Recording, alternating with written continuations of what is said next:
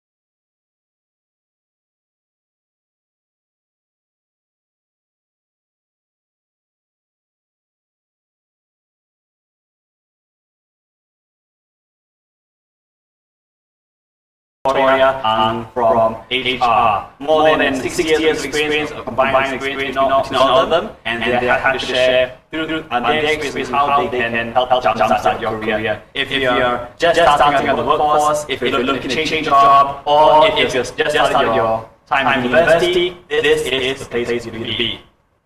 Now, please take note that this is all this is for educational purposes. The opinions said by the speakers are purely on their own. If you need professional advice, do seek it out independently. Please do stay back at 4 o'clock. We are opening a bonus Zoom private session with each of the speakers. And so we can do this offline. We can ask them personal one-on-one questions. Then on audio and just ask them about, hey, I've been going for 20 interviews. I'm not getting a job. What's wrong? Hey, I've been sending out my CV out, but no one's getting invited to an interview. What's wrong? Do it and have this one-on-one time later at 4 o'clock. Until then, please like in the YouTube and Facebook. Again, hearts, thumbs up if you're a thumbs up, as well as leave your comments and questions. We will be doing multiple Q&A sessions after every speaker. So your question will be asked in about 10 minutes after you posting it. Alright, so first we have Young starting up. He's had over 20 years of experience in the education field. And he's going to talk to you right now before you make your application. What do you do? What can I do myself? How do I get myself ready? So, take it away. Thank you, Peter. Hi, everyone. Can you hear me good and fine? Okay, good. All right, I will start off talking about how we must prepare ourselves for the employment world, and start off with talking about branding. No, those of you who study marketing or advertising probably will learn this in your classroom sometime ago about what is brand about.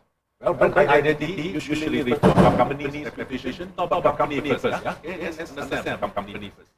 So it's not only what they tell people about themselves, it's also what people perceive and tell each other about them. So that's brand identity. Yeah? It's not so much what you shout out there, but what other people talk about you about. Yeah? It's comprised of multiple factors. What the company want to design out or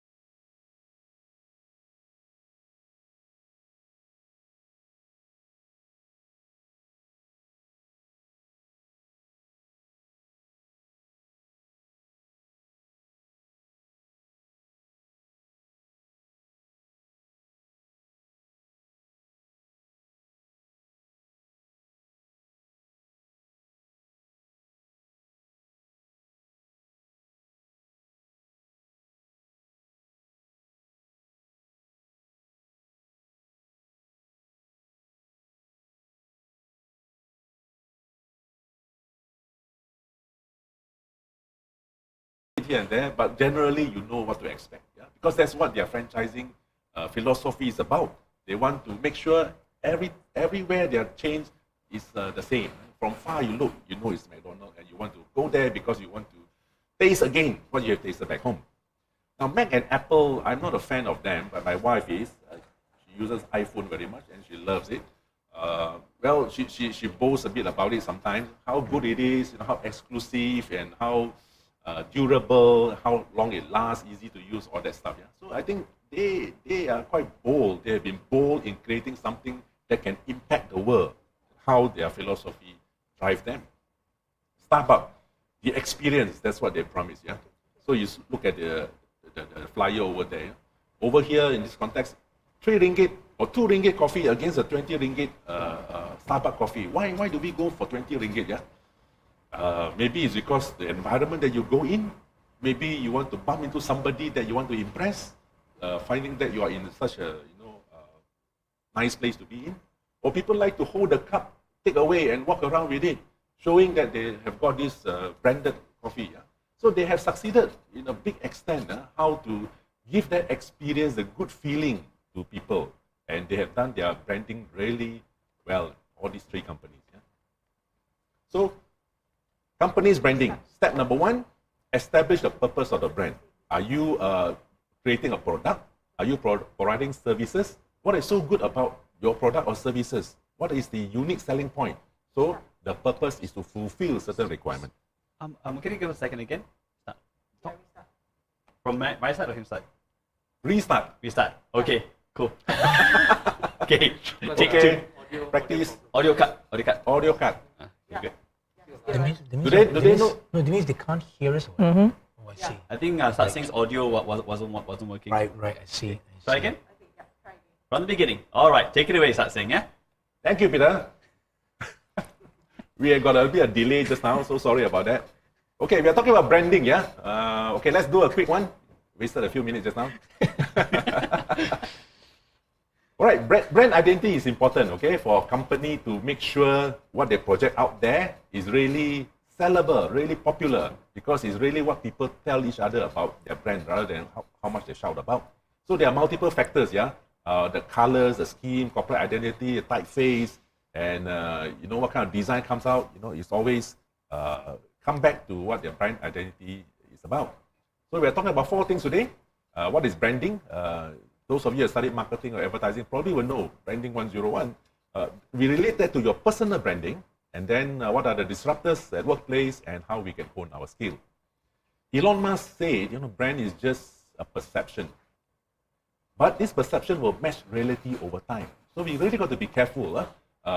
Be truthful, be deep in what you stand for, and then your brand will come out strong over time. Yeah. And Richard Branson says, branding actually is everything. A younger once came to me and told me I could be famous because I look just like Richard Branson. So how you look can determine how your response people, whether you're looking for boyfriend, girlfriend as well. Yeah. Now, world-class examples. There are these 3 examples here. All of you know. McDonald's has this franchise philosophy that everywhere they go, you must look the same, feel the same, and what you eat there or drink there is the same. Yeah.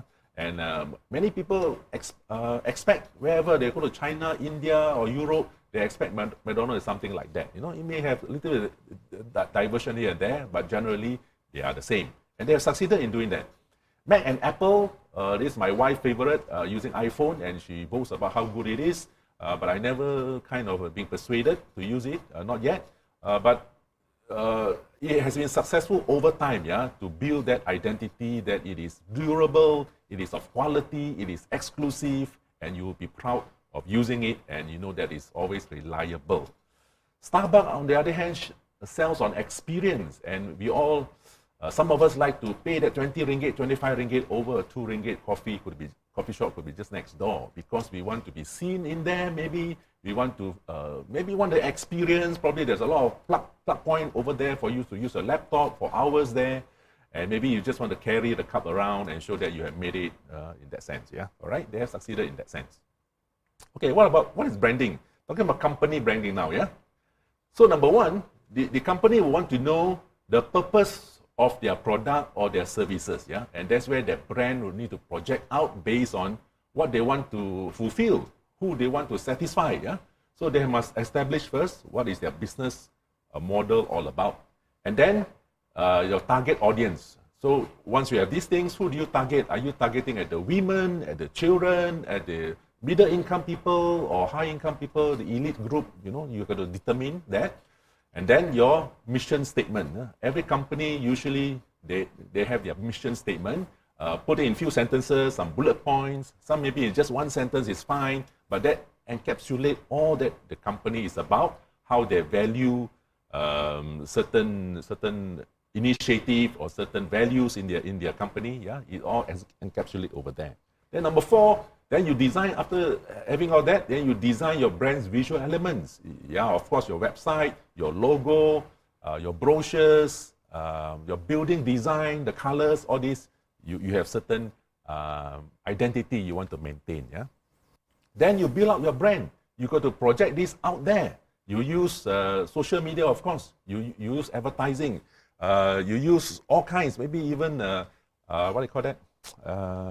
Influencer. You may use influencer as well. So step number 6 is getting influencers or getting your friends, getting your associates to advocate your brand. You know, you not just advertise, but you get people to talk about your brand, whether you pay them or whether indirectly or just a matter of convenience or friendship. So you get the voice out there. Then number 7, you evolve because your brand grows. Your brand grows to be bigger. You may want to extend internationally. You may want to expand more brand products, more services. So you grow because the world grows. Yeah. So then you back to moment of truth. Now what is this? This is where after people hear all about your good company, and they maybe experience, they go to your hotel. If you are a hospital, they may have used your hospital. Then they feel for themselves whether what you say is really true. Do you really go for excellence, quality, durability? What are you talking about? So this is where the customer will know the truth, what you really stand for. Right? A little bit more about this later on. Yeah. So your personal branding, okay, that's company branding just now. So back to now, relate to mirroring to your personal branding. Yeah? So number 1 is your career purpose. Of course, all of us say we want to go for a job because we want to earn salary. All of us say that, of course. But can you change your paradigm thinking a little bit differently?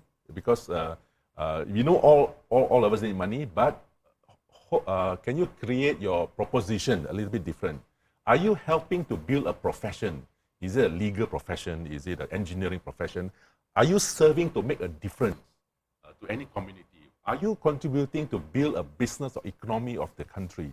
Or are you creating jobs? Maybe you're an entrepreneur, you know, you're creating something that will serve a certain purpose for a certain segment of a customer, perhaps. So what is your purpose? You graduated as a business admin, as a designer. What is your purpose? Yeah? Ask yourself. Yeah? Second, who is your target audience? Well, obviously are the employers. You want to do something and you are targeting those people to employ you. Yeah, that's your target audience mainly. And if you are entrepreneurs, you want to be entrepreneur, then you're targeting probably some potential investors, some associates, some partners, and even potential employees, yeah, to join you. Number 3, you tell your story then. What is your story? You tell it in your resume most of the time. Yeah, all of us do that. You put your qualification, your skill, your experience, and your list of past employment if you have, and any engagement in, say, a social setting or NGOs or other places that show that you are not just sit down in front of a computer all the time, watching TV, Netflix all the time. You have to show that you are out there. You know, you are doing something useful. You have networks, you have friends. Yeah, and then you put down your achievement. Yeah, school achievement doesn't matter. Okay, college achievement, and what are other achievement out there? Your recognition, any awards that you got. Yeah. And then you put in an elegant format in your CV. Put in the right emphasis. I usually don't recommend too many pages. 1 or 2 pages will do. And please do customize it. Yeah? Customize it to the company when you apply for it. What I mean is, You know, normally when I receive a lot of job application, yeah, I see all the resumes. They are all the standard one. It's like he will use it to send to 30 other companies, the same resume. You know, that's not too bad, but you can be better. You know, you can be better if you are a marketing person and you are joining a hotel for an interview. So perhaps you want to customize your resume to talk a little bit about hotel industry, a little bit about that particular hotel or that area, you know, give you a little bit of idea how your skill, your experience can help the employer to take notice of you, you know, customize it. That may help in a sense, yeah. 4, your visual elements, yeah, just like company, they have their logos and brochures. You will have your photos, your public platform, your social media, you know, how you appear in your social media. If you want to be found out more, then make it public, yeah? Make it public, show all your good stuff, your happy moments, things that you value. Let people get to know you a little bit better, yeah? So don't put all those vulgar things if you have, or any racial thing, any statement, all those, come on, those are really no-no, yeah? Once the potential employer find out, they have a certain perception of you. So if you're looking for a job, you're still potential to be employed, do something that is positive. It's not your private, you know. You want to make it public. You want to show that you made a good stuff, yeah. So building out you know, so you project, you have those appearances, your photos and social media. You want to project it. You want to use certain platform like LinkedIn. You want to use all these Instagrams, YouTube, and all that, and put it out there. You know, get people more to share. Put it interesting stuff so people will share, and you build out your network. And people may even communicate with you because of something interesting you put. Advocator and influencer, your friends, your previous educators, those who trained you before, your previous employers if you worked before, and your associates. These are people who you can let them know that you are available, that you have certain services you can provide, or even when you're looking for a job. Don't be shy about it. You've got to let people know, yeah?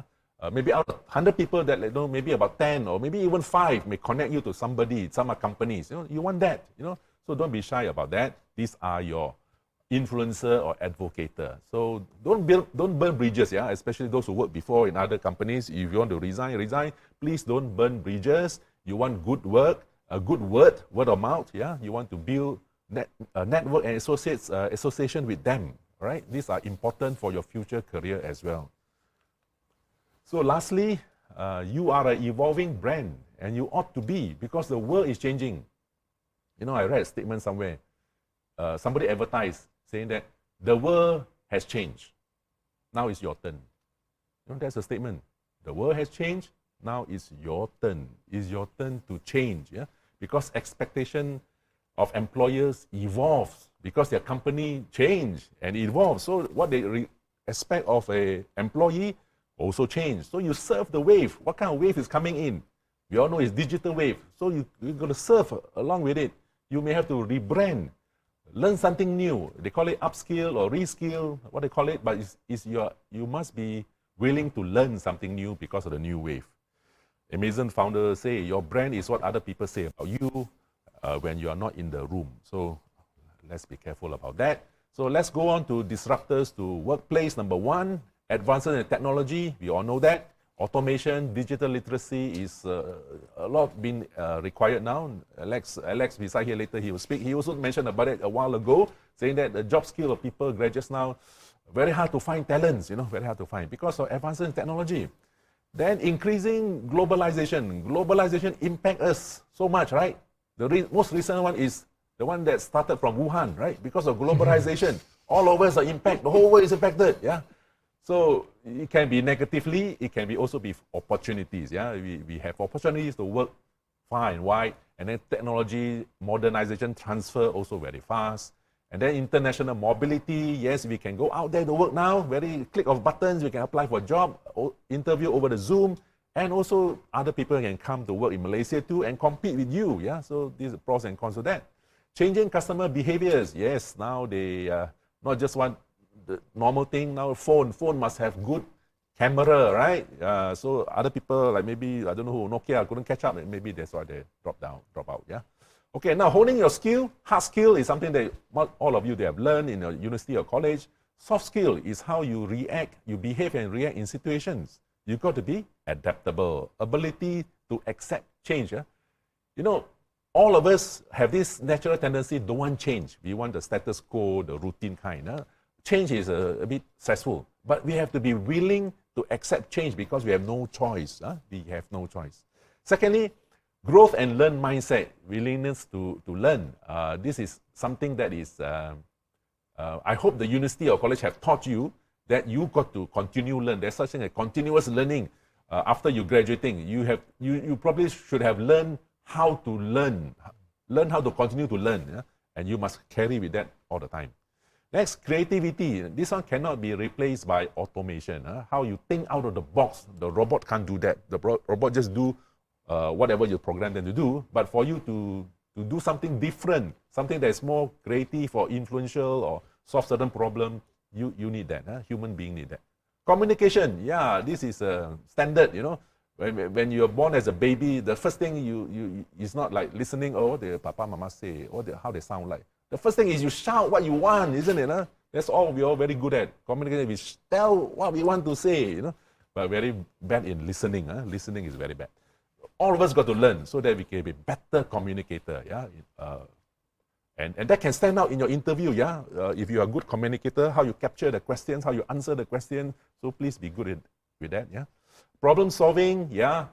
You know, sometimes when problem arise, we get complicated with the emotion and the person's complexity, all that came into play. And we forgot about, hey, what is the issue all about? What is actually the issue? So you must identify the issue, and instead of that issue dividing you and whoever, he has to take out and both of you look at the issue from the same platform, you know. It's not dividing you. So we have to take away those things which require emotional intelligence, how you manage your emotion. If you're disturbed over something people say about you, you got to learn how to, you know, sometimes they say ignorance is bliss. You got to know what is the objective. Don't lose the objective. What is the purpose are we arguing or talking about? And don't get too personal, yeah? And so managing your own emotion and other people's emotion so that at the end, the objective is met. So we are closing to the end now. Future-proof your career. These are the things you need to know, and especially soft skill. Every now and then, please find opportunity to learn and be trained about that, yeah? So moment of truth is not just how you look like, but actually what you stand for, how you behave, and what is your attitude is. This can probably is not easy to be detected in the interview, but who exactly you are? Are you a person of integrity? Are you a person that can be trusted or reliable, responsible? You can bluff your way in the interview, but over time, short time, long time, whatever, the truth will be found out. And that will determine how your next career jump going to be, how your progress going to be. So from where you are now, please decide in your mind that you want to be reliable, truthful, and with full integrity wherever you are. Maybe a little Q&A, maybe we can talk a little bit about this. But I think I've taken too much time. Thank you so much, everybody. Back to the moderator, Peter. Yeah. Thank you. Of course. Thanks so much, Sat Singh, for your time on this one. Really grateful to have you on board. Of course, I said thank you. Guys, if you have any questions for Sat Singh, for any one of the speakers, please remember to put your comments and questions into the live chat for both Facebook and YouTube. We will get to them as soon as we will put them onto the list of questions to answer.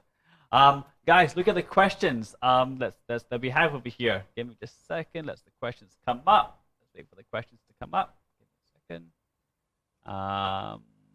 Can I see the other one? Can I get? Oh yeah, that one. Yes, please. Show me that, please. All right. Can you show me the more recent ones, please? More curious. I saw the ones in the race. Okay, cool. So Sat Singh, you talked about soft skills. Tell me, Sat Singh, where can people, develop their soft skills? Besides going, of course, to UCSI.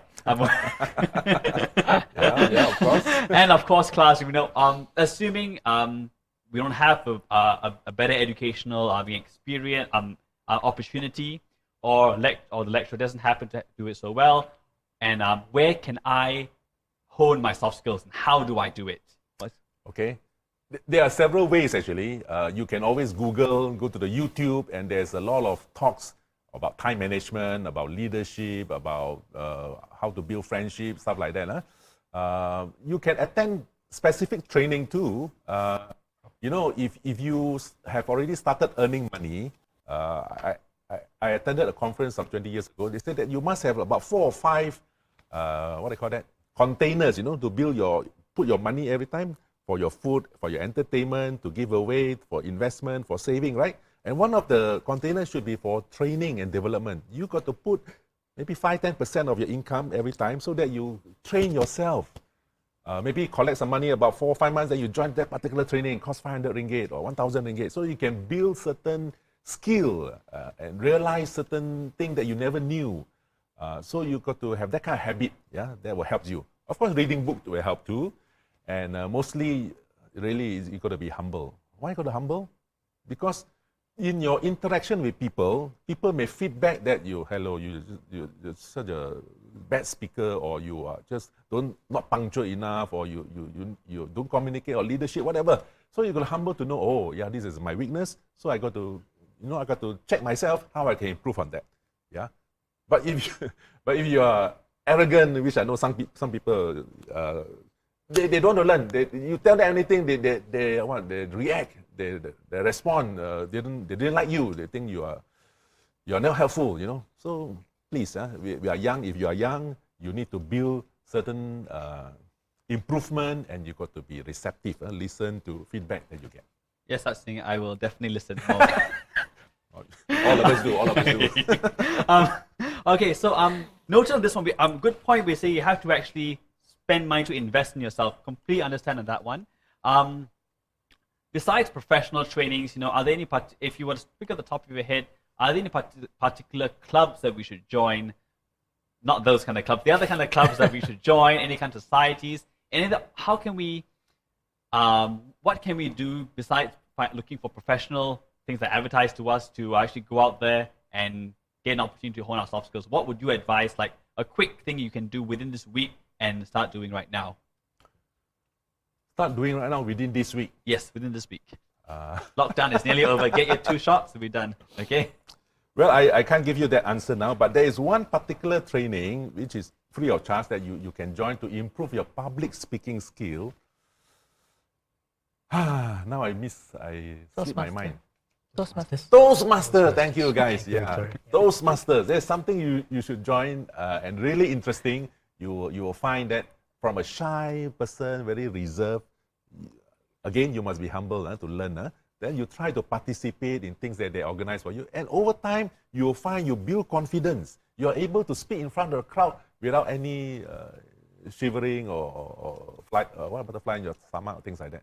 So there's one thing you can join. Toastmasters. I guarantee we're not sponsored by the Toastmasters. Next question is, how do I create my brand with no content? I did not join any co-curricular activities in college or in school or university. What can I do to basically, to add some meat to my CV, bluntly? Okay, so yeah, we have students who are very studious. They don't join any activities. They just read the books, watch a movie or whatever. Yeah, it's very hard for them to put anything on the CV. Maybe I leave this question to the next speaker. We'll talk about interviews. Yeah. Definitely we can cover that one. A last question for you, since we talk a lot about branding and social media on this one. You as an employer, you've hired numerous people, start saying, over the years. Have you had your people, or does your HR do it for you? Check on on the applicant's social media platforms. Have you guys ever done that before? Okay. Or have someone else a friend that did it before? Not you, a friend that did it before for you. Okay. Yes, we have done before. Not me personally, but associates of mine. Yes, of course. When we want to employ somebody high enough, like a manager or assistant director, that level. So my associate did comment to me about what he saw in the social media.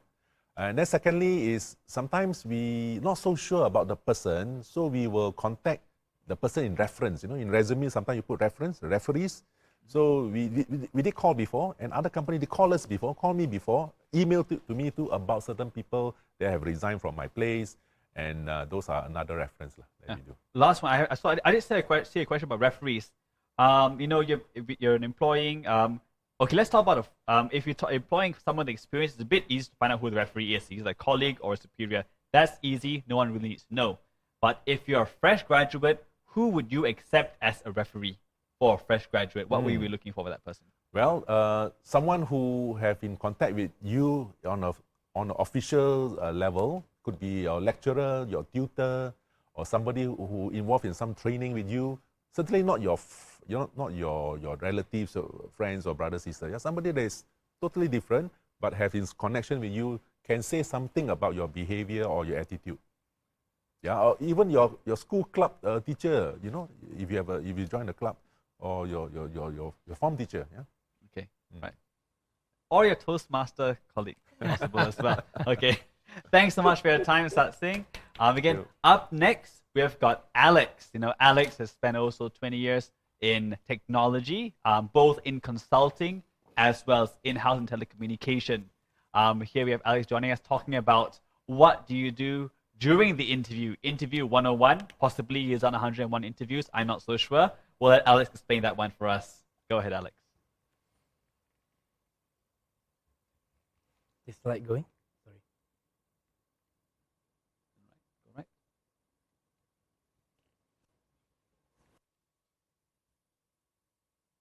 Good afternoon, everyone. Let's make sure the clicker is working. It is. Thank you and good afternoon for joining this session with us. I know it's almost 3 o'clock. It's, you know, Sunday siesta time. So I hope you've got a cup of coffee and you've perked yourself up. You know, for the next section, we're going to talk about going for an interview. I think that's now is putting all the theoretical practice that Sat Singh has mentioned into practice. When you finally need to go get a job, it's uncommon that you don't have to go for an interview, right? So this is what everybody goes through to get a job. I'm going to talk a little bit about the interview process itself. I know for some of you who have been through many interviews, this is just a recap, but for those who are new to this will be useful to understand what is a typical interview process. And then we're going to talk about what we need to do to prep for the interview, or what are the practical tips during the interview itself, what are the typical interview questions, not just the interviewer asking you questions, but what are the questions that you could ask the interviewers as well. And then to close it off, you know, what are the post-interview follow-up routines or actions that you need to be mindful of. So firstly, the interview process. So it starts with a congratulations, you've got a call, all right, for a job interview, right? So the first thing that you will probably need to do is to prep for the interview, right? And we will talk more about that later. And then you will then typically go through what we call an interview cycles that typically starts with a screening interview, all right? Screening interview could be conducted, you know, most of the time with the HR person, but sometimes also the hiring manager could be in. And then you go into the next few rounds of interview, typically a round 2 interview with the hiring managers, and subsequently back together with HR as well for a final interview for closure, right? A typical interview duration is about an hour or a bit more or less, depending on which cycle it is on. And the interval between each of this cycle is typically 2 to 3 weeks, right? But again, it depends on how desperate the employer needs you to onboard as well. It could be as quick as the week after you'll be called for the next round of interview if you're successful. All right, and then before they offer you a job offer, if you are successful in the final interview, there is typically a negotiation phase that again typically takes 2 to 4 weeks. Again, this depends on how what happens during the negotiation phase. Right, the more you negotiate, the longer it takes. Okay, and then congratulations if you get past the negotiation phase, you got a job offer. Congratulations. So this is the typical interview process. All right. Now I'm going to talk a little bit about preparation phase. Right, this is probably the most important part of the interview itself, because if you're ill prepared for the interview, you will find that you're going to struggle during the interview itself. Okay. So what are the 3 things that we can do to prep for the interview? One is and this is definitely something that you must do, that is to research and to read up about the company that that is your potential employer, right? There are many ways you can do this, right? So the first thing that I would do, or any one of the people I've interviewed do, is to go read up about the company in their websites, right? In the website, you will find their vision and mission statement. I think Sachin spoke about branding and all. You will find what are the nature of the business, their strategy and their business focus. You will learn about their products and services, what is media saying about them, and then what is their latest financial growth, who are the leadership in this company, and what is their learning and culture as well. You can also find out about the company through a lot of means right now, through news, right? You could Google the company, right? Social media has lots of information about the company itself and its employees. LinkedIn, right? And nowadays people use a lot of other websites like Glassdoor, right? To find out sentiments of that company as well, right? The employees sometimes talk about the company, and you can find out a lot about the culture of the company simply by just going to websites like this, right? And then finally, as what Sachin also have mentioned earlier as well, about leveraging your advocates and influencers, your contacts, yeah? Talk to your family and friends who may know the company, right? Or who may know friends who know the company, and then you want to leverage these people as well. All right. The second thing you could do in preparing for the interview is familiarizing with the role and the expectations of the job that you're going for. Right. Ask and clarify the job description and the expectations from either HR or through the headhunter if this job is coming from a headhunter. Right. Clarify what exactly are the expectations for that role or for that job. Right. And then once you have clarified, research into each of the skills and the experiences and expectations, and make sure you understand what is required, right? And then which organization and who does the role and report to right now. Who will this role report to will determine, what type of preparation that you need to prep for as well, right? Are you reporting to a senior specialist or a manager, right?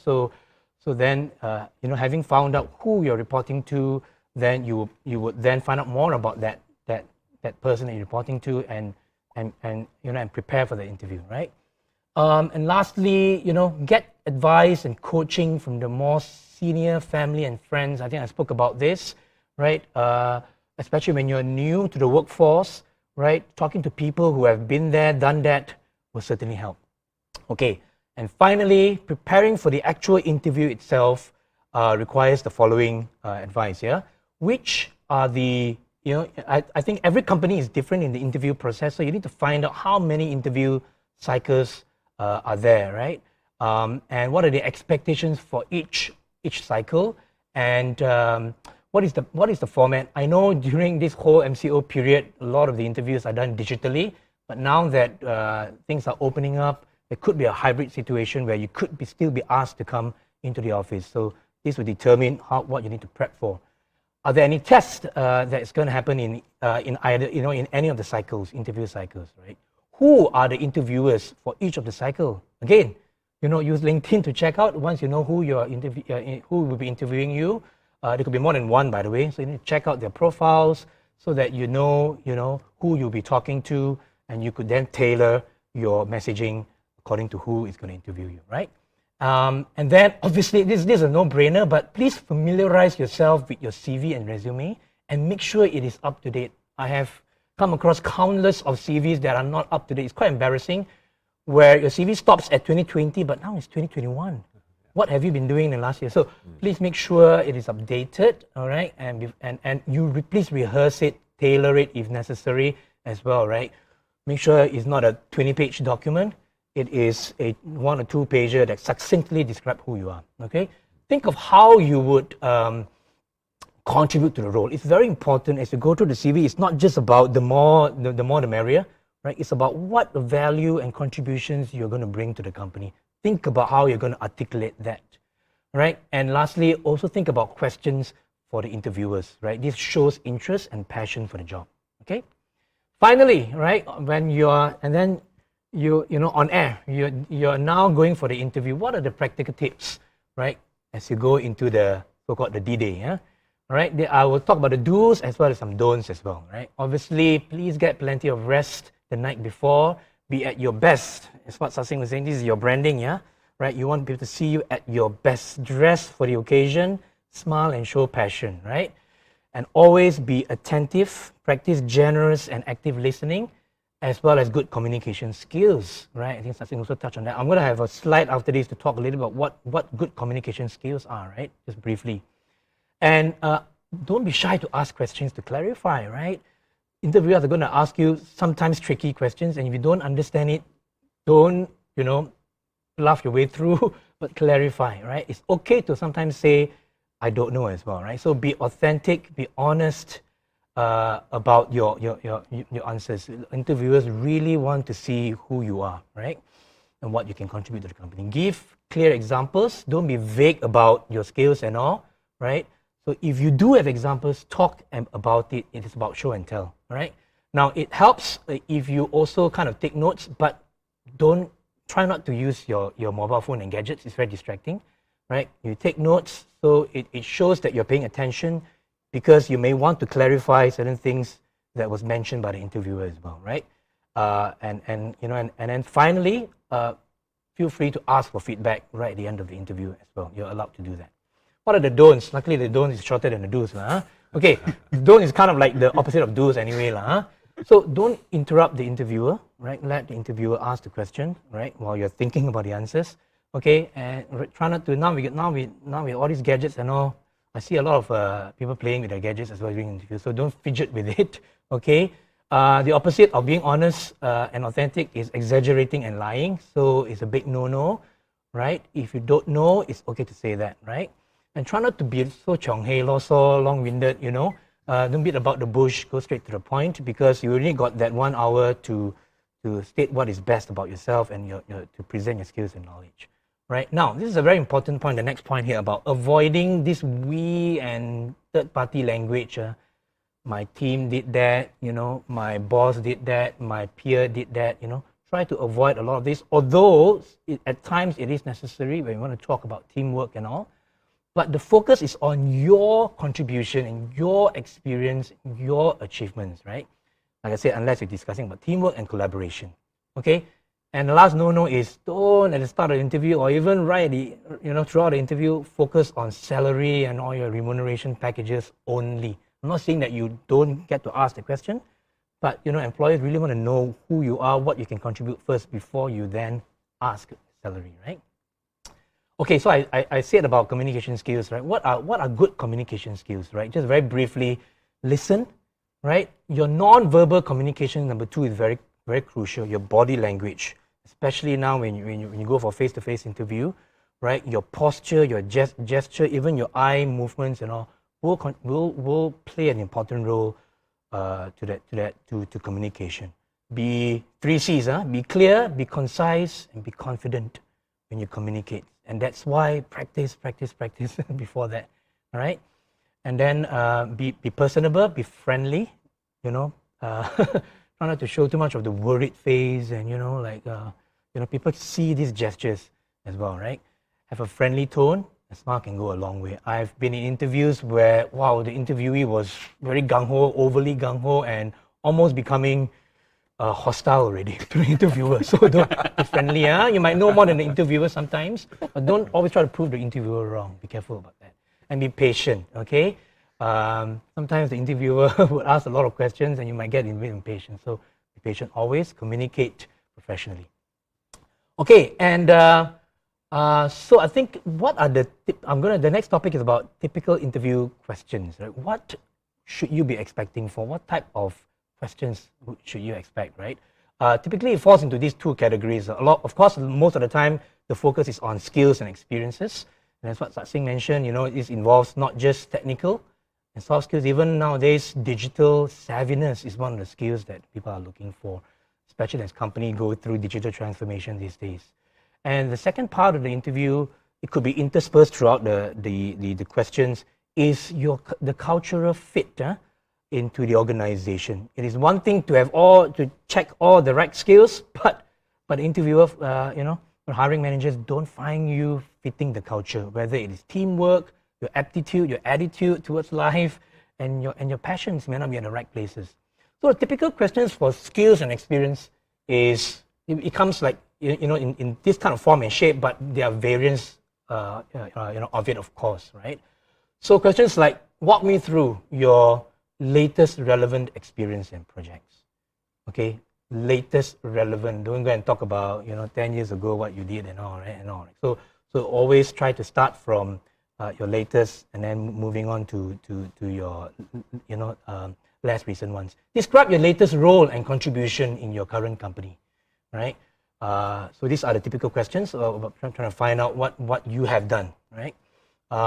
Why should we hire you? Sometimes there are open-ended questions like this. What can you bring to the company? As I mentioned earlier, employers are looking for value and contribution that you can bring to the table.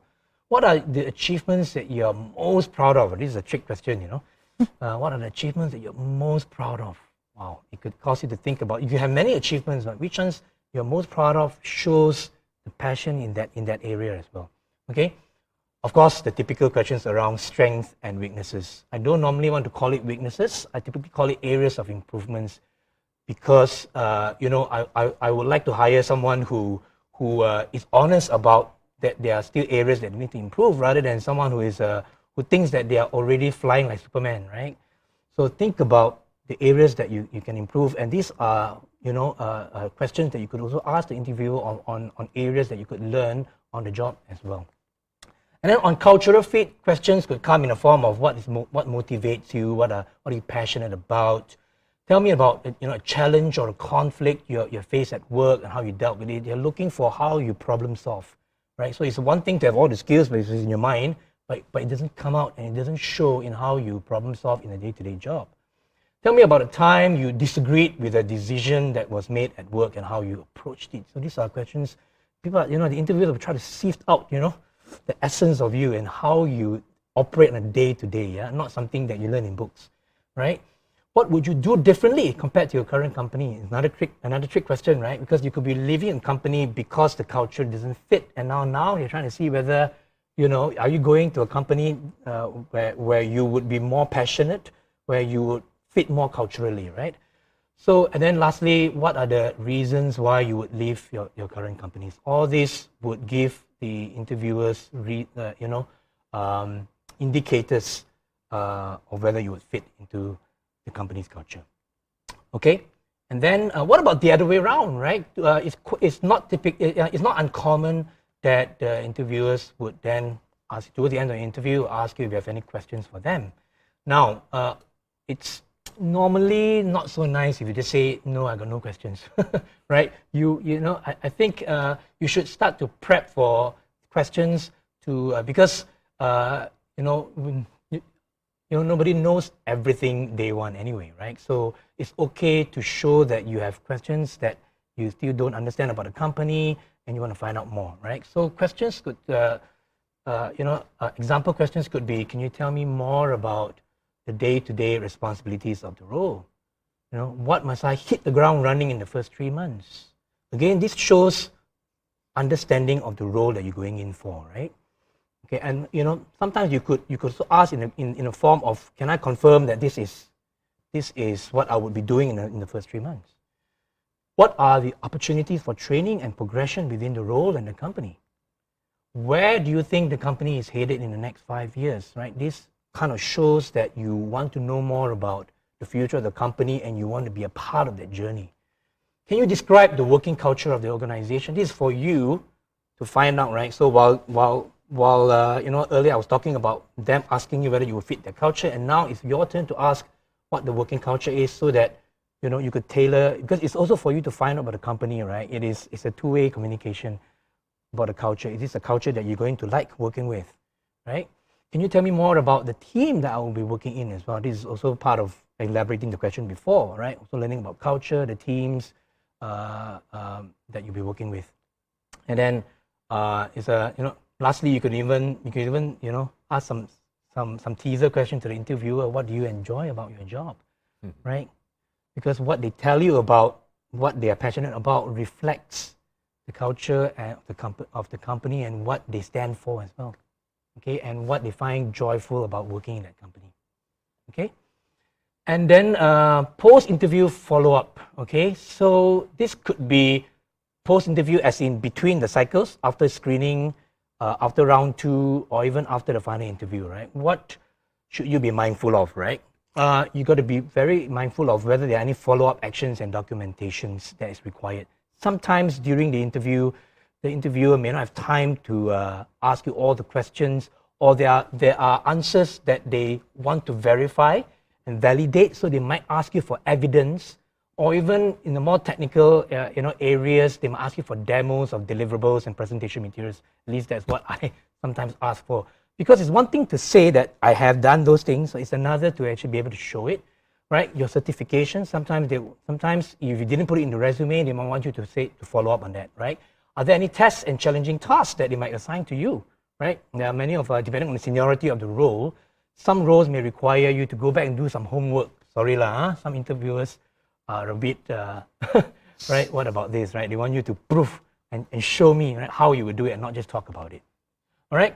Now, it's very important to build rapport with your HR recruiter or the hiring managers, but don't overdo it lah. Don't go every day hound them and say, how did I do? When's my next interview, right? Like I said earlier, one of the do's is to ask for feedback and the coaching for subsequent interviews. It's okay to ask that. Then they will tell you what you need to follow up on, right? If you don't hear from them in 1 or 2 weeks, you can follow up with an email. Some pointers when you email is to remind them of the job title and the date you went for interview for, and confirm that you're still interested in the position, and of course ask for an update.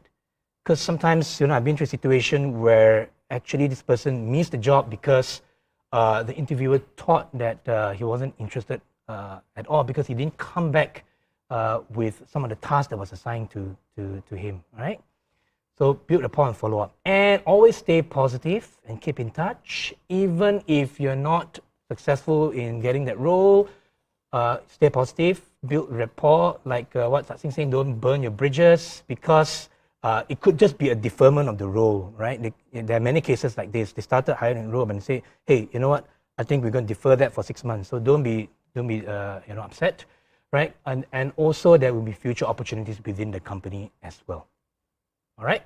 So that's kind of all I have for the topics that I wanted to cover for going for an interview.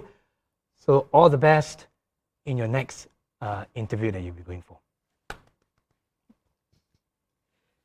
Thanks so much, Satsu. Oh, thank you, Satsu, for passing me the thing. Thanks so much, Alex, for again sharing this part of it. Of course. No, I think we'll skip that. Alex says. Maybe I'll say a few words about this. There are many online resources. Sorry, this is a link here, and we can send that to you offline. There's so many online resources about, the questions I gave was just a sample of it. There are websites that will give you all types of difficult questions that could be asked during the interview. A lot of resources, online interview tips as well, smart questions to ask at the end of the interview. What question can you ask or not ask during, after the interview, and also some tips around how do you negotiate for the job offer as well. So, all right, even salary comparison too, by the way. Okay, so many resources online. I'm sure you guys out there are smart. You guys are online people. You can Google it. Okay. Thanks, Alex. Thank you. Okay. All right. Let's check out again the questions. What have we got? Let's look at the more recent questions. Okay. Interesting stuff. I had an interview recently. 40 minutes. Is that good or bad? Alex, would you spend 40 minutes with someone? Like I said, a typical interview is about an hour. 40 minutes is about 2/3, a bit more than 2/3, about that. It's not good or bad. I think what's more important is what was the interviewer's feedback and response, right? And you will be able to know from some of the reactions as well, right? Now, is the 40 minutes because you were cut short, or the 40 minutes because he has finished what you asked, and you're able to articulate your skills and experience that is required, right? So I don't think you should use that as your yardstick. only. Like I said, there are other factors that you must consider as well. All right, interesting thing. Now, starting as well, doing online interviews, do you find your interviews tend to be shorter or longer, or there's no change in the duration? Starting and Alex, what are your thoughts? In my experience, not much change. Not much change, Yeah, yeah? it's the You'll same. still spend 1.5 hours on internet time. About 1 hour, About 50 one- minutes, yeah. 1:15 max, Yeah, you know. yeah. Sometimes it overruns because sometimes the interviewee is very chiong-hei lor, so like I said, right? They're not arriving at that point, and sometimes some interviewers are a bit more gracious to listen to you, Yeah. others not. So hopefully you're not in the 40 minutes because you're chiong-hei lor, so hopefully, right? Yeah. Interviewers too gracious. Oh yeah, just keep quiet. Just nod and smile. All right, cool. Again, the interviewer talked mostly about the company and does not seem to be too interested to know about me. Is that good or bad? So basically, I'll change this one, okay? Alex, if you had one of your managers talking about the company for too long, what will you tell the manager? About you mean about their own company of? Yeah, they're talking about about the company they employ for, just talking about it kind of thing. And it doesn't seem too interested about the applicant. right? What are your thoughts on this particular interviewer that reports to you? I said, I think, remember one of the values of feature of good communication is being patient. Okay. Okay. Now, hopefully, this person will allow more time, for you to then show and tell your part. But certainly, don't interrupt and don't interject. But listen attentively. Like I said, when you take notes, these are valuable information for you, right? You could use that to even reiterate that you understand. Because some interviewers really, they got ego lah. They want to tell about how great the company is first, right? So you let them wayang first, and then you must then show interest to say, I understand the where the company is going. Yeah. And then it's your turn to speak lah. After that, the interviewer is expected to speak, and then you would then have to quite succinctly and quite cleverly tailor the messages to suit that. Maybe I think the warning part is that you might come thinking that he's gonna go that direction, but after hearing what he's saying about the company, that it might not, that direction may be a bit different, and so you need to be able to think on the spot though, right? To how to tailor your messages to suit what you have just heard. Be careful, because you might come prepared with 10 points that you want to say. But then after hearing the interview, only 5 points are now relevant. Then please be clever about it. Focus on those 5 points that are more relevant, and don't ramble on things that may not be as relevant anymore after hearing the interview. I think that the interviewer talked for too long. Either two things: it's their own company, they just want to talk about their own company. Hopefully, you'll be a client one day. Another thing is that not all interviewers out there are experienced, and it's true. And then they revert back to again talking about what they know, and they're actually more nervous than you sometimes. So that is a possibility when an interview might talk more than you. Yeah. That's it. Need training from something. Yes. Can I add something? Sure. Go ahead, please. Alex said? Please. Because just now Alex said about, you may come prepared with 10 things to say, but say only 5 according to the flow of the interview, right? So I think that is a good point. Good point in the sense you must come prepared, sharing your strength. Maybe you have some experience, leadership, or organizing something. Maybe put down in your list, hold it in your hand, things that you want to find opportunity to share about your achievement, your strength during the interview. Even sometimes they may not ask you for it, but somehow you can find a link, and then you share your part of the story for maybe 30 seconds or 1 minute. You add in, snippets here and there, because you want the interview to know as much as possible about your strength. So prepare for that. I remember 30 seconds or 1 minute, not more. Okay. Anything more, you're gonna go into a spiel. Okay, next one. Will the interviewer judge me from the emails I send to the company? Thoughts? Okay, so I just spoke about Yeah. that. I'm not sure if the question is regarding the follow-up emails to the company. Is it? Possibly. Whatever it goes through. I wouldn't think that they would judge in a sense of saying, hey, why is the person writing, right? Unless they have made explicitly clear that please do not email or do not ask. We will come back to you, right, in a week's time, right? also. So if the week is not up yet, I think don't try not to be impatient. If the week is up and you email, I don't think it's they won't judge you based on that. Like I said, if you're professional at all times, should be acceptable. Yeah, not professional. I tend to sometimes some people they how do I put it this way? They mix up an email with how they'll chat with their friends, and I receive like triple question marks on the email kind of thing. Woo! It's like, what's happened? Question mark. The sentence is fine. May I know what's happened? Can I follow about the particular interview? Question mark, question mark, question mark. Sometimes with the exclamation mark at the back, I was like, okay, wow. So that's why I think it was a Tourette's with the keyboard, it's part of communication skills as well, right? I think just make sure all the email etiquette are observed. Right? Yeah, that's right. Keep it short, just not triple question marks. I'm curious. What are the strangest emails that you guys have received over the past 20 years, 40 years? What kind of emails wow. Well, there was one email I got, all capital letters. So one of the examples of exclamation mark. Then when I asked the person actually was ignorant, didn't realize it is offensive or what. I mean, he's still learning, The caps button was stuck, sir. My technical support couldn't reach me in time. Interestingly, I don't normally receive emails. I receive calls. Okay. And even WhatsApp messages. Okay. I feel it is not as professional as email because this is professional front is always through written communication. But yeah, I receive calls as well asking for updates and all. But that's also because I'm a little bit more open and flexible. Some interviewers give their numbers as well. Some are more particular, right? Most of the time people won't reveal the numbers. So it depends on the interviewers, right? Or it could also be someone you have worked before who knows you, then that's different. Then you might receive calls for updates. Okay, fair enough. A call's not so bad, Calls done properly and as well, it's okay there. That's right. Except when it's after office hours, 8:30 p.m. Okay, hello. Last one. Sorry, go ahead. Oh, sorry. I just want to add one thing. Peter. No, it's not that. actually, sometimes it's the other way around, right? The candidate is quiet. we have to choke a bit, What's going on, So expect that as well. That sometimes not just the HR but the hiring managers will call you and say, "What's going on? You said you were interested in this. You were supposed to come back with something. We haven't. So be prepared to receive such nudge from the interviewers or the hiring managers as well." True that. Yeah.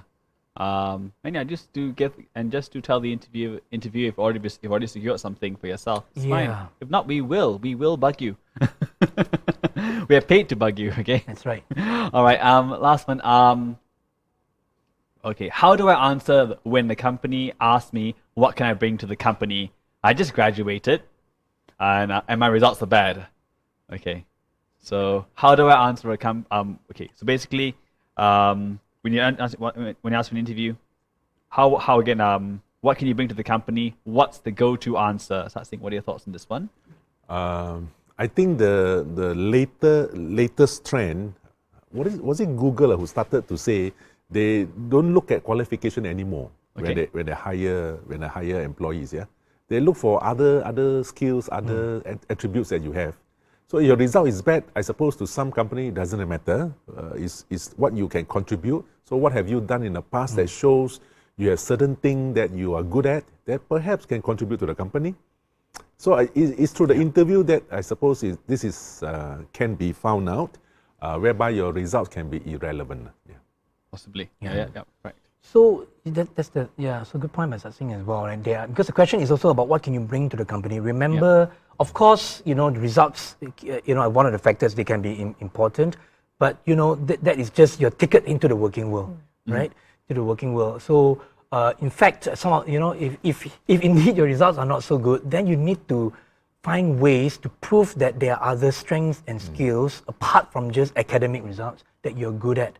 And especially when those skills are more important than academic results for the company. That's why find out about the culture. Now, they might be looking for someone who is able to sell, because if the job is in sales, then it's able to sell. Then all your experiences, your extracurricular activities count too. Then you might want to emphasize more on those lah. we need to not to emphasize on your CGPA if it's not that great, right?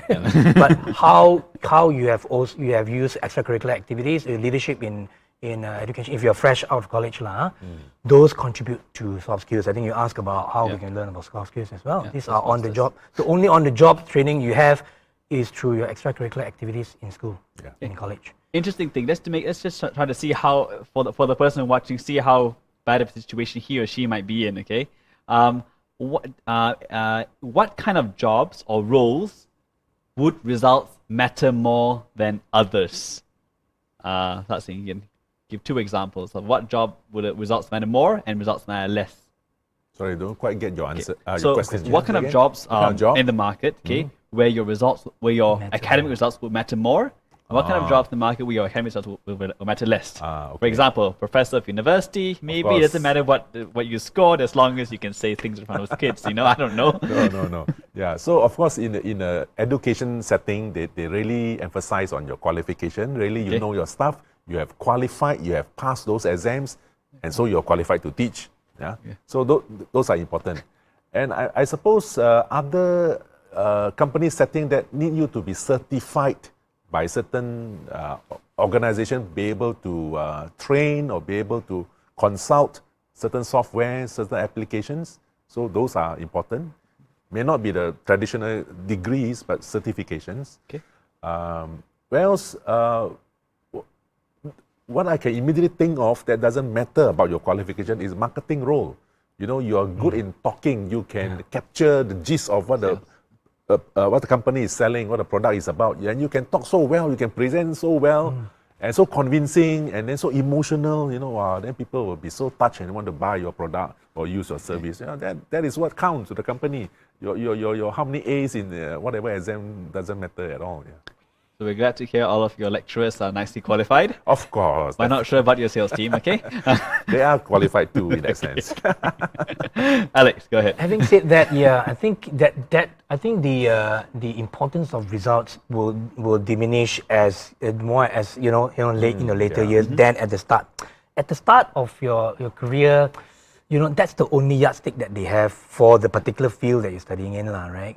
So companies like consulting firms, whether it's the McKinseys of the world, the BCGs of the world, or IT consulting firms, do value results for fresh graduates more than maybe other end user environments, right? Because they're looking for really top-notch smart people who can hit the ground running even with 0 skills because they have that learning ability. Like an Accenture, right? It's an example. Accenture, right? Yeah. Check out Alex's LinkedIn to find out why. Okay.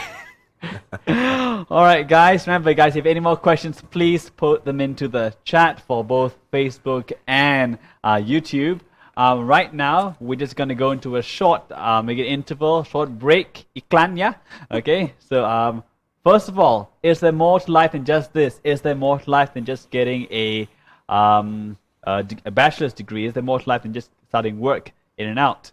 Well, what we have is Alpha, which is starting on the 6th of January, okay, where we can talk with other people around Malaysia and around the world and finding out what else is there more to life. Do we have the video up on this one? Video will be up in... Life moves fast, doesn't it? Every day there's so much to fit in, but do you ever stop and think, what's the point of it all? Do you ever ask yourself, is there more to life than this?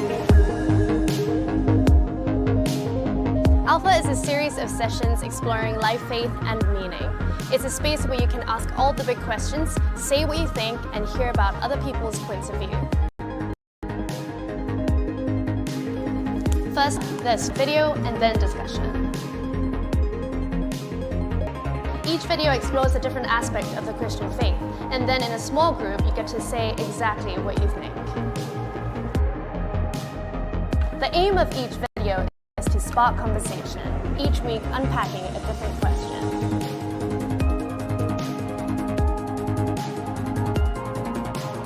It's an opportunity for you to hear from others and contribute your own perspective in an honest, open, and friendly environment. So why not try it out?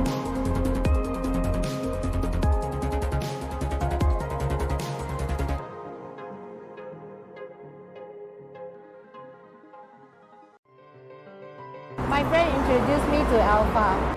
I learned about Alpha from my wife. A restaurant owner, which my parents and I have a dinner there, and she's actually kind enough to share the details of the Alpha with us. When you have question, you can go to Alpha because there a lot of people will come. When you put forth your question, they will clarify your answer. See the same thing in different manner and from different perspective you can see. I benefited from the Alpha course through growing spiritually and sharing my ideas with other people and basically meeting so many other people. I'm able to stand up from falling into depression, as I've lost my son not too long ago. What I learned when I joined Alpha is to ask questions, which can be difficult, even for people like me who's grown up in church. But in a safe environment where you can discuss things that you're not sure about or work through your doubts. Nice game, nice people. So I had a lot of fun also.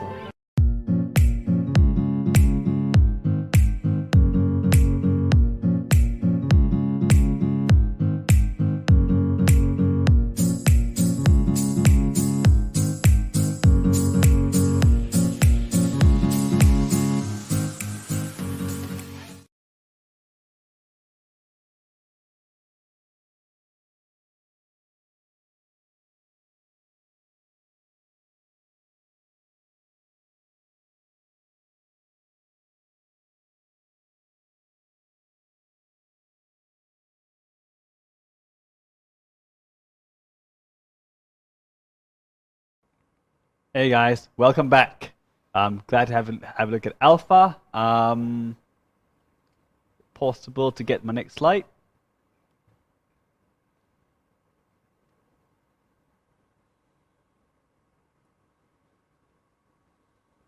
All right. Also, if you have joined our Alpha in FBC, please, we also have the next step, which is Beta. Laying the foundation of what the Christian walk is. It's going to be it started last week Thursday, but no worries, you can still join this one. Please contact Lemmy or John Tay in the lower right corner via WhatsApp. Text them, call them whenever, they will pick it up. They have been contracted to do so. Okay. Of course, if you're looking for a group of like-minded people, whatever age you are, whether you're in college, whether you're in your first job, whether you're in your fifth job, where you're a director of a company, we have a number of live groups around with us where we can just talk about and do live together. H2O, Campus Cell, GG, CATS, NYSL, CIA, and Ninjas. I assure you, this is not a paramilitary group. And the dates and times on the side over there. Please, go to our website, fbc.com.my/live group/ to get some information on this. Again, if you want to go into a bit more depth onto, understand about a bit more coaching on your career, like not get such general questions answered, and you want to really go into your CV, really want to find out what can you do to take the next step in your career or start your career, please email fbcsubang.ccm@gmail.com. I'll advise you to email it with your CV. I'll personally respond to the email, and we can set up a time to talk and actually go through your CV and run through some CV writing skills, interviewing skills, mock-up interviews, role playing, maybe talking about what kind of career you want to do, or how you want to mold your career from where you are, and maybe what kind of job selections you're out there. If you get 5 job offers, and if you don't know which one to pick, we're more than happy to spend our time with you, talking to you about it. Of course, remember, if you have any questions you want to ask now, put it into both Facebook or the YouTube chat on the side, and we'll definitely get back to you after each and every talk. Next, we've had after starting Alex, we've got Victoria. Has over 20 years of human resource experience in the line both the fashion line, FMCG, and as well as chemical. Talking to after you've managed to do some branding for yourself, go through the interview, accept the interview. Now, what do you do after you sign the dotted line? Have you signed your life away? Victoria, tell you about that. Right, so good afternoon everybody, and thanks for joining us here. So I'll be talking very much about what do you do when you get a job and you're ready to report for duty. So congratulations for getting the role. Basically, you have successfully branded yourself and successfully managed to communicate effectively with your interviewers, and now you've got the role. So what happens? Of course, on your first day, there will be definitely things that you've not done before or not seen before, especially if it's in your first role. So you need to prepare yourself and be self-sufficient. What does that mean? Do you know where you're going to start work? In which floor, if it's a multi-story building, for example? What time do you need to get into the building? Do you need to do certain security passes and so forth, right? So these are things that you need to be prepared for, and that would mean that you need to be in contact with the person that has offered you the job, or somebody else who has take up this process for you to be onboarded. Important as well is how you're going to report for duty in terms of the building itself. Are you going to drive? Are you taking public transport? Are you planning your time, and how long does it take for you to commute to that location? Where do you park, and how far is that journey? So important as well in terms of making sure that you survive your first day. What are the things that you need to have for yourself, right? Maybe you are somebody who loves snacks and you want to eat while you're working. So bring enough food or drinks or your own bottle of water to make sure that you stay yourself hydrated, as well as your working kit. Maybe you're not provided with stationery, so bring your own. And those are things that you want to be prepared for, so that you are ready. If you need to start work on day one, you have everything with you. But in some organizations, it's a little bit more structured. You may have a full plan already before you come on board. You may have already received documents to tell you that, hey, read this or that. You may even be starting to do some of email work before you start your role prior to that. And that really depends on how structured an organization is in terms of preparing your onboarding. So you may have a plan and you may not have a plan. And that's where you kind of learn to be a bit more agile in terms of what do you expect and how do you prepare. Important is you need to really now then start to learn your organization. So what's important for them when you come on board? Is it safety, or is it about the facilities, or is it really just about your role? And some organizations place different emphasis on the different parts of what they feel is important for a new joiner. Important for you to also learn is about your department. Maybe you're joining a small team of 5 or 3, but you could also belong to a team of 100 to 200. So it's important for you to understand the structure, who is there, what is the job expectations that you have, and what are you given as your work tools. So you could be office-based, and perhaps you're given a laptop, maybe a headset, if your work is a lot more virtual. But you could also be a physical workplace where you're working with machines or equipment. And that's a different way of getting yourself organized. So different work tools for different kind of people. And maybe your type of role is very customer-facing, where you need to be on the road. And those are things that you probably need to be equipped with as well. It's important to also prep yourself to learn from others. It's important to ask questions if you don't know. Just stay open in terms of what are you going to expect. And you will definitely be connected to either a buddy, your team members, or even your supervisor on your day one, who would brief you in terms of what you need to do. It's important for you to be able to find out as well if you're not given any information. So again, staying tuned, being open really on the environment that you have on that day. And how is this different from being in school? I think as you start your working life, it's really about you now crafting your journey, about your plans for your beautiful life. What do you want to achieve? What do you want to conquer, right? You would have definitely some ambitions in place. Perhaps you want to bring your passion not just at work, but outside of work. Perhaps you want to be the person who gives back to your community. But don't forget that you always have to find that balance in between the things that you want to do. So important is you need to be successful, find time so that you're able to plan all the things that you need to do. And firstly, at work, you need to understand the environment that you're in.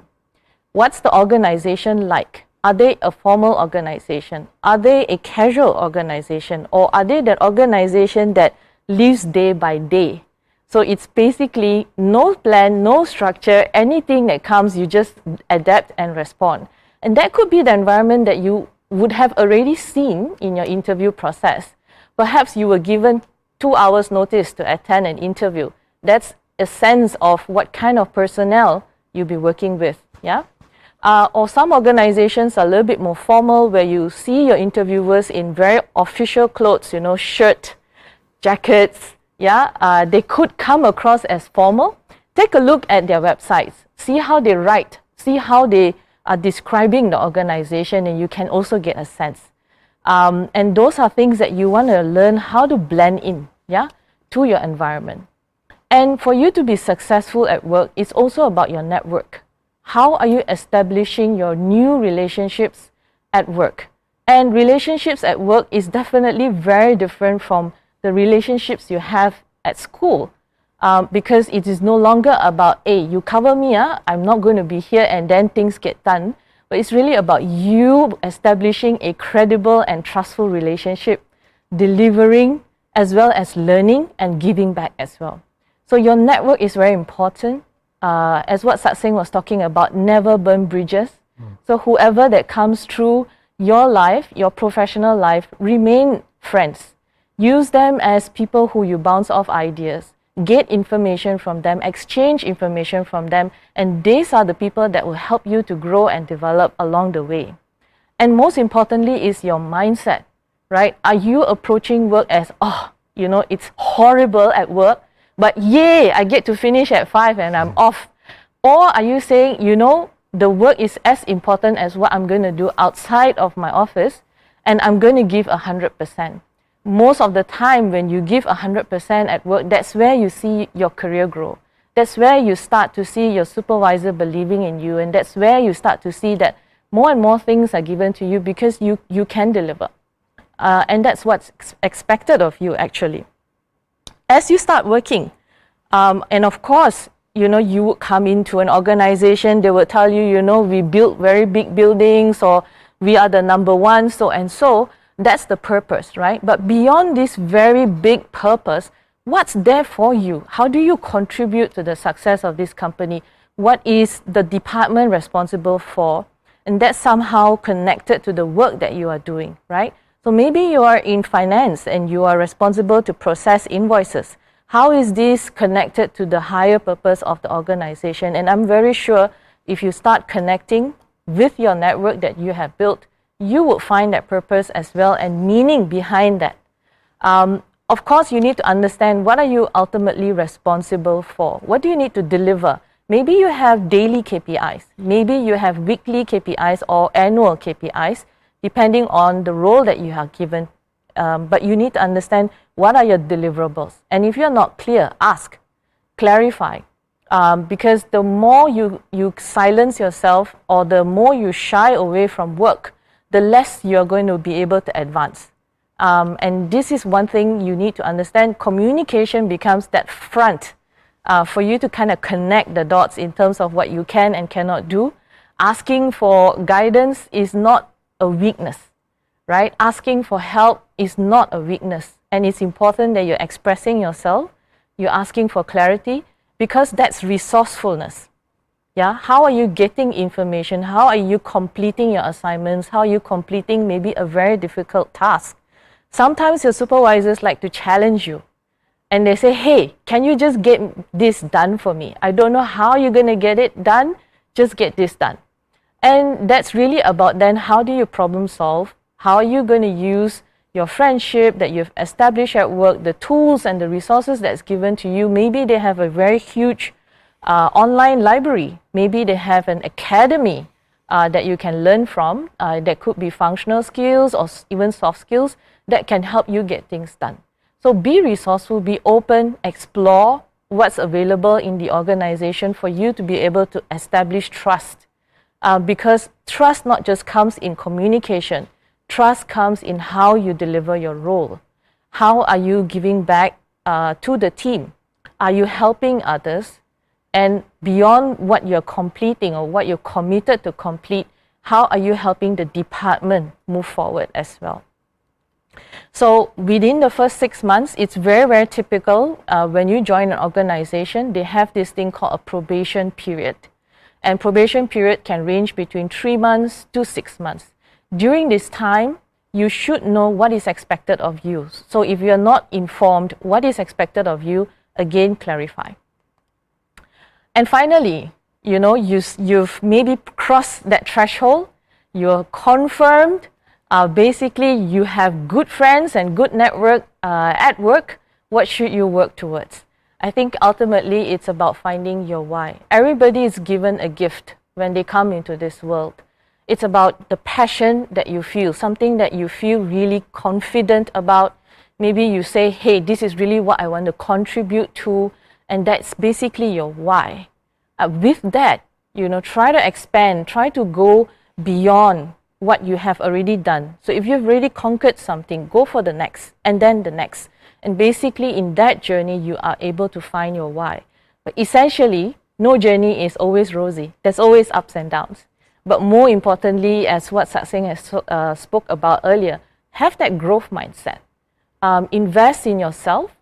Have the open-mindedness to say, I failed.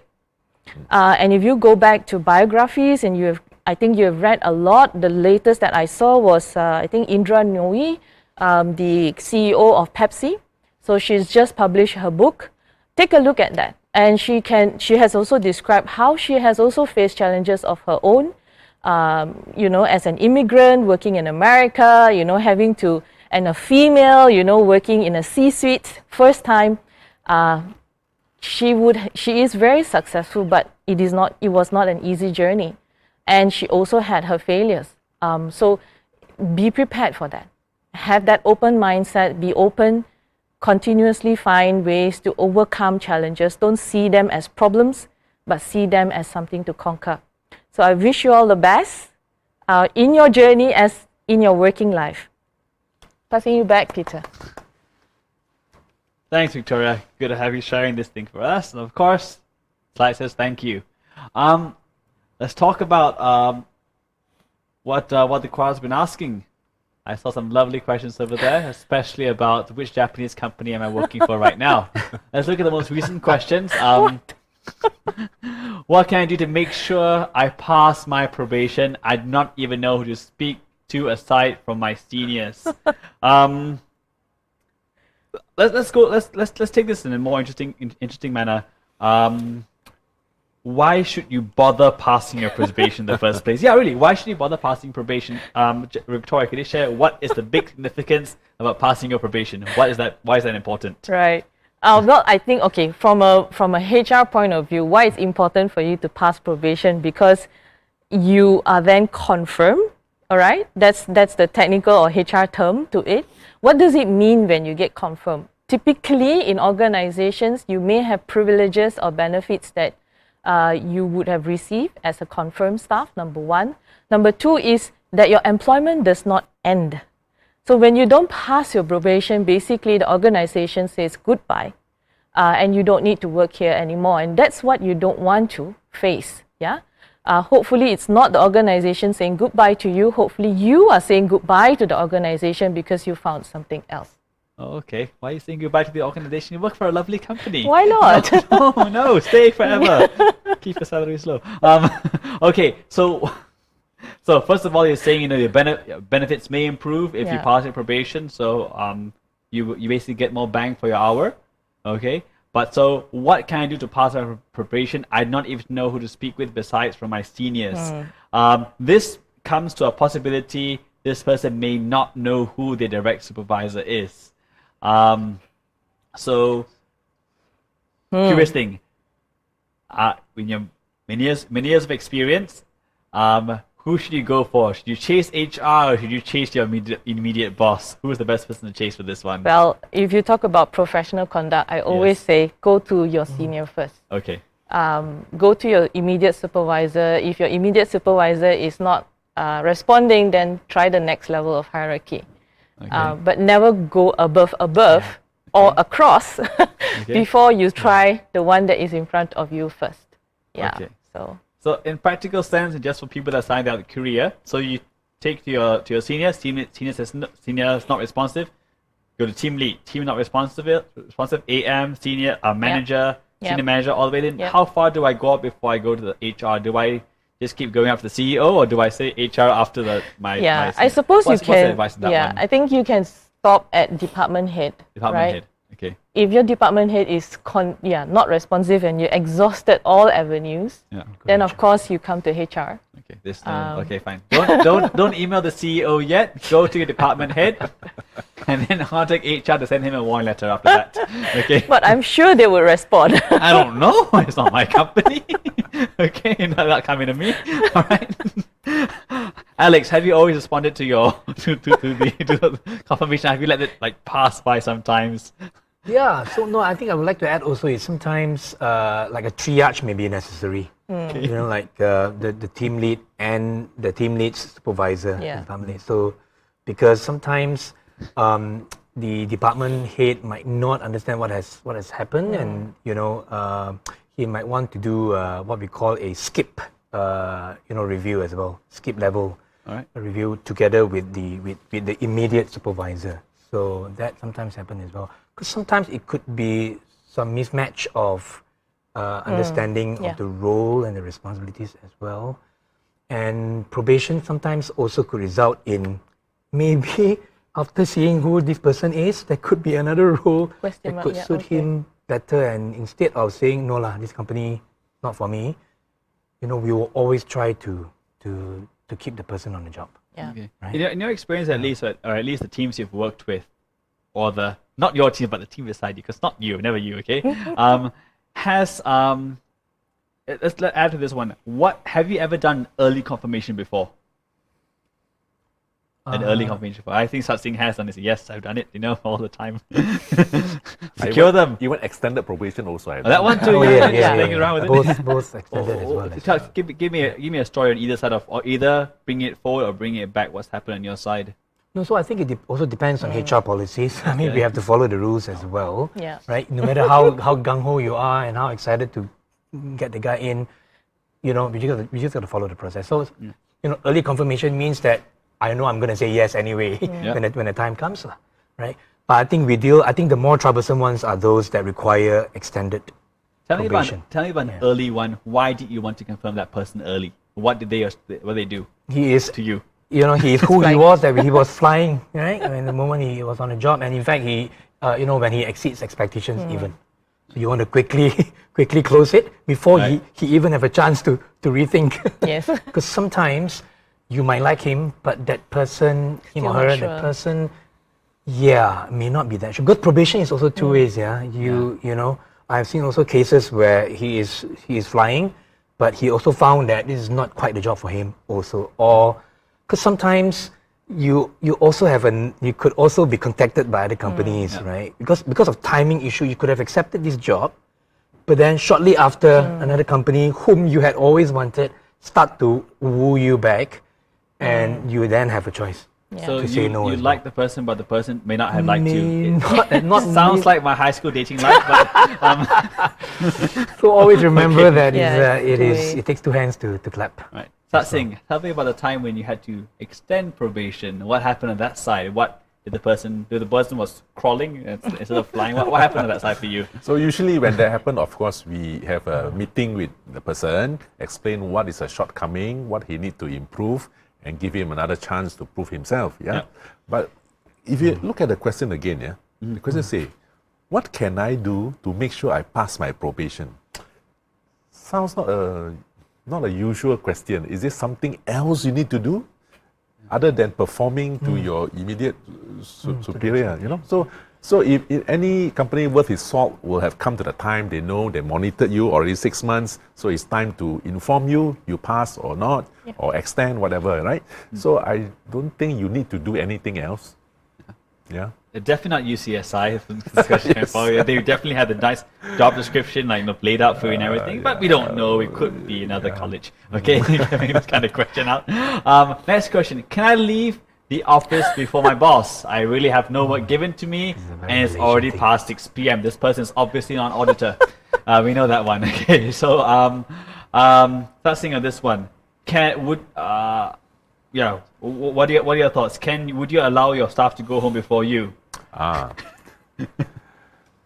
Actually, I often leave before my staff. Okay, good. I often no, not often. Leave my office about 6 to 6:30. Okay. So I may be among the earliest to leave office, yeah. That is because I try to finish everything I can on that day. Okay. Go home is home, okay? I try to. Not successful all the time. But you see, when you leave the office, or when you come to work, for that matter as well, we do have company policy, yes. I give some flexibility, plus minus half an hour. You can be late a little bit, but if you are too late, you got to take leave and or do replacement later, things like that. But by the end of the day, they really got to know who is their boss. I usually try to. I usually try to impress upon them, I'm not your boss. Your department head is also not your boss. It is your work, your performance, your deliverables. Those are your boss.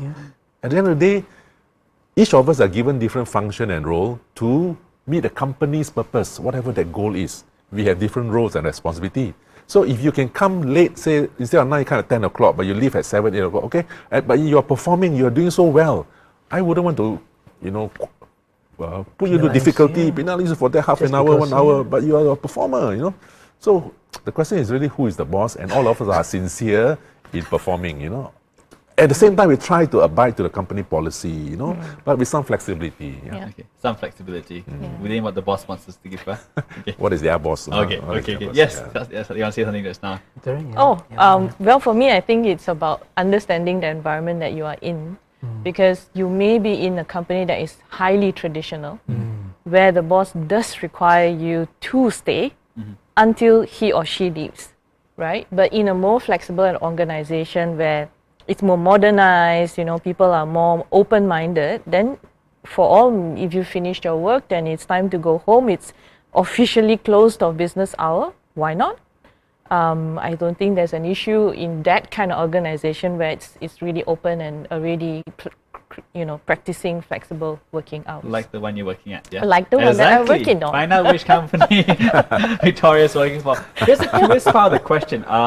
If you see over here, it's I have no work given to me and it's already past 6 p.m. So Alex already knows there's something wrong with that line. Alex, say it before I say it. No, so I mean, it's also a summary of a combination of what Singh said and what Victoria said about. I think it's all about the company culture, but it's also about the deliverables that you have tasked to do, right? I mean, again, it really depends also on the nature of that job. If your job is administrative and the hours matter, means you work the hours, then you got to honor that, right? But if you're not measured by number of hours, right, but by deliverables, and you have completed them, there's no reason why you cannot leave when the official work and hours are. Then of course, I'm not asking you to go and leave 4 o'clock, and go and makan teh tarik, right? You still need to. It's a culture thing as well. I think it's a very Asian culture thing to say that I better not leave, before my boss goes. But I think, as what Victoria said, now cultures are changing already. Also, if you work for MNCs, they are influenced by globalized cultures already. In fact, right now my company is asking us to please go home. Aircon bill. Yeah, please go home. And then some companies even declare no meeting days because it's right now with Zoom and with Microsoft Teams, we're going through what we call meeting fatigue. Oh yes. People are just meeting for the sake of meeting and just showing face. Now, what's the point, right? You are not getting any more deliverables done, and you're tiring the employees, and people are starting to complain about work-life balance. Yes. I got a curious part of this one. Okay, maybe it's just me. Maybe I could be just a bit crazy. But what I'm reading over here is I really have no work given to me, and it's already past 6 p.m. Well, doesn't matter. But the words I have no work given to me. I think if you're especially young and if you have any hint of ambition inside you, you should not be waiting for work to be given to you. And this is why Alex not giving you the answer, because he wants to be on top of the food chain, you know. But what are your thoughts on that one, you know, about waiting for work versus asking for work? As a thought of this one. For me, I think if you, like you say, right, if you want or you have a hint of ambition with you, you wouldn't be sitting there, you know, twiddling your fingers and say, don't look at me, don't pick me, you know. It's basically you coming forward and say, how can I help, right? And I'm quite sure, you know, when you look left and right, if you have built sufficient networks, you would know what is there to do. And if you really have finished what you need to finish, volunteer your time. If that's, you know, you want to be that forthcoming, helpful person at work. Again, it's also the nature of the deliverables. Is it a day-to-day deliverable where you get assigned at the start of the day and then you're expected to finish, or is it a deliverable that spans weeks or even months? Then it's about time management as well, right? Some days you finish earlier, some days you finish later, flexibility as well, right? Doesn't mean, that's why those are deliverables that are not bound by time, but there are some tasks, I suppose, is bound by the task that's given that day. If you work for McDonald's and you're gonna produce X number of burgers a day, I suppose those are very transactional, very day by day basis. Yes. So But technically, you know, I'm not sure. But you know, once you know your boss, when your boss thinks about who to get the bonus to, or your boss thinks about who to promote or whatsoever, I'm not sure. They're not everything. You kind of find out in actually I can't see everyone all the time, kind of thing. And it goes to these like how do I put this way? I'm not sure how much of an impression does this give as the boss when it comes to a review. Will your boss remember you asking for extra work or not? Will they? Well, I think my take on this is like this, because I suppose all you out there are not just school leavers. You are maybe college or graduate or something, 25 years old or so, 22 years old. So you reach a certain stature of a person of responsibility. You know, you are not a school leaver, just sit down, wait for a job to given to you, do this, do that, right? You're not to be told all the time. So you got to show yourself. It's something like a branding too. Even where you are, you show that you are responsible enough, you are conscious enough of what company values are, and you don't want to contravene that. You want to show that you are a valuable asset to the company.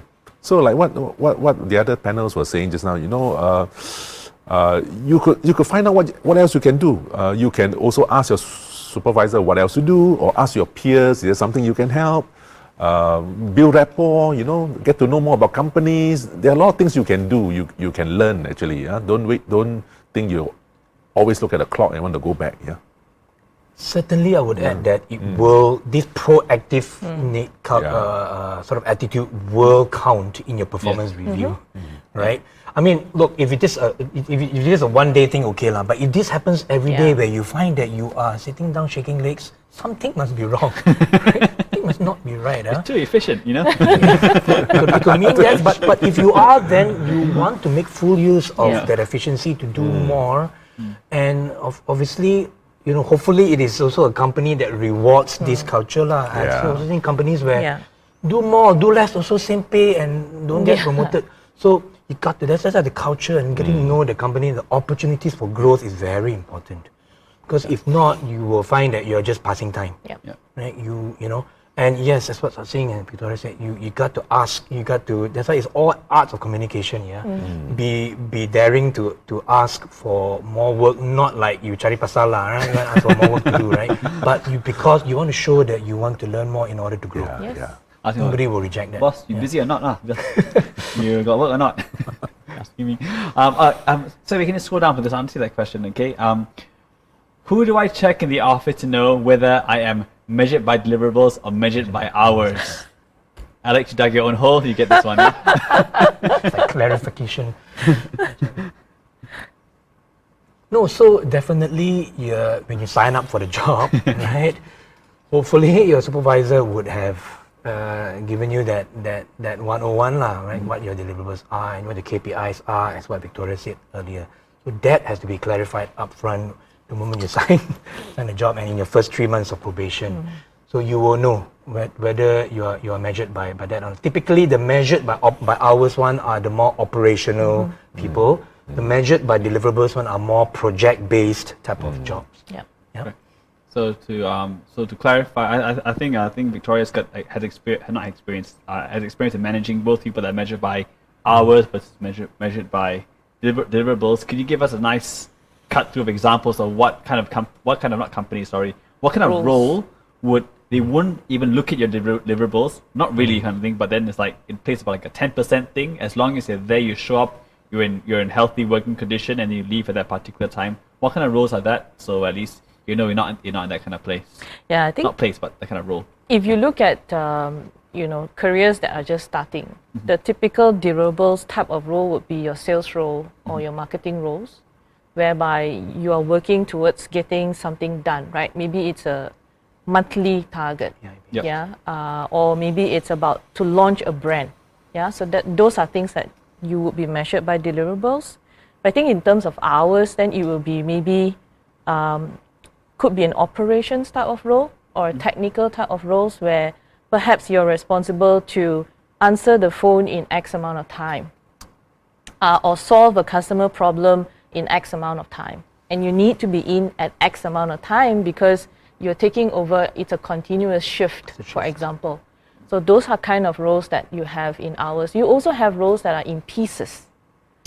So in typical, so where I came from in a fashion industry where you have seamstress who need to sew X amount of pants or X amount of blouse or shirt, and they are paid by the number or quantity that they produce per day. Wow. So you have different types of ways to remunerate a person actually.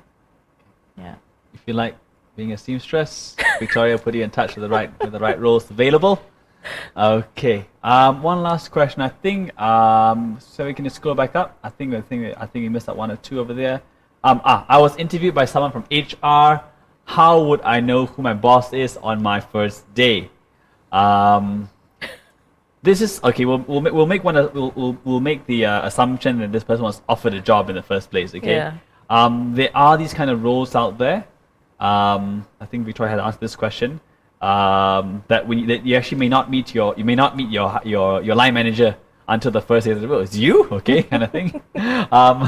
So how will you know, kind of thing? Are there any ways to prepare for it? Are there any ways to find out, or should you bother finding out? What are your thoughts? Yeah, I think you can do it many ways actually to find out who is your boss. But in a typical engagement, if you are hired without knowing who your boss is, typically you would see your boss within the first day or the first week, depending on how big your team is. Like I said, you may start in a very small team. You already see everybody, right, on your first day. Or in a very huge team, you maybe only see your boss at the end of the week, perhaps. So depending on how large is your team, you could also ask a very direct question to HR, who has offered you, or whoever that's offering you the job. May I know who is going to be my boss? As simple as that. Yeah. Okay. And is my supervisor the first person to speak to me and bring you to my cubicle? If you're in Saxing's team, the answer is yes. You personally technical support your laptop up and make sure you have your... It's possible, it's possible. on a bad day. Wait, well, are you tech support? No, I'm your boss. Okay, Guys, it's been good chatting with you. As I mentioned, we will have a Zoom session open. We're gonna put it up on the chat. Thank you, sir. Again, to have more intimate, possibly one-on-one time with us, we're gonna have a Zoom chat to come into, and then we'll have breakout rooms where you can choose whom you want to speak with. Okay. So until then. Okay, there goes the questions. All right, it's already up. Fantastic. Okay. And they are allowed to, of course, move within the groups. You're allowed to move in if you don't like the person you're talking to. We won't They will take offense, but I won't. Okay. That's okay. So good speaking with you all of you guys. Of course, we look forward to again chatting with each one of you individually, and we'll let it go from there.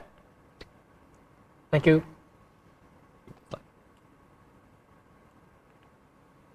I'm not sure. Are we off camera, Luke?